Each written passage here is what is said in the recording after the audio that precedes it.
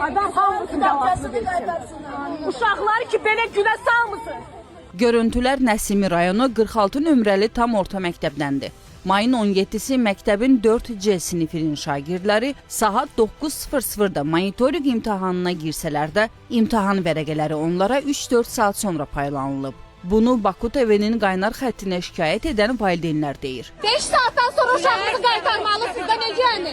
Birin yarısı imtahan bitməlidir. Onların iddialarına əsasən, imtahan başlayandan 150 dəqiqə sonra bitməli olsa da, şagirdlər 4-5 saat məktəbdən buraxılmayıblar. Bizim uşaqlarımızı qaytarın da, çıxarın deyin ki, uşaqları qaytarsınlar.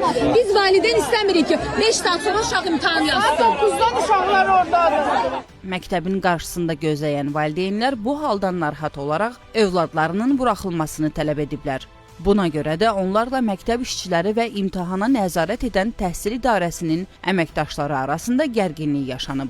Valideynlərin tələbindən sonra uşaqlar təşviş və göz yaşları içində narahat şəkildə məktəb binasından çıxıblar.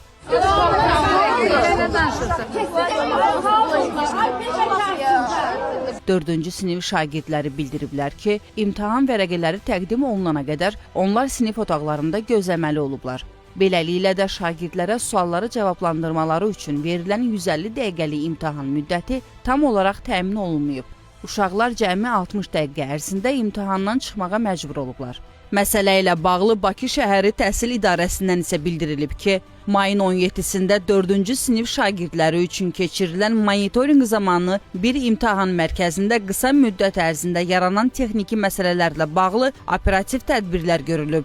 Uşaqlara optimal vaxt ərzində biliklərini nümayiş etdirmək üçün müvafiq vaxtın verilməsi təmin olunub.